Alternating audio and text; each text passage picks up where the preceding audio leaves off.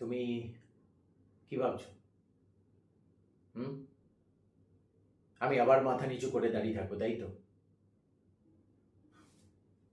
না স্যার, আজ আর না। কারণ আজকে আমি এসেছি তোমাকেই তোমার মুখোমুখি করাতে, তোমার নিজের কীর্তিকলাপের সাথে।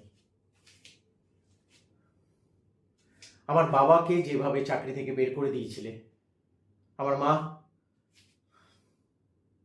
আমার মা ক্যান্সারে মরে গেল।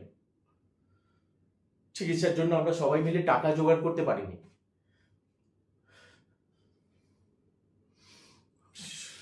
আর এই সমস্ত কিছুর পেছনে ছিলে তুমি।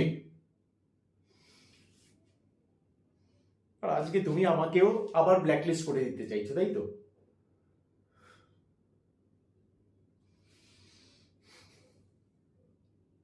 কিন্তু আমি আর তোমাকে ভয় পাই না। না। কারণ এবার আমি সত্যিটাকে সামনে আনবই। মিডিয়া, পুলিশ সবাই জানবে তুমি আসলে কে।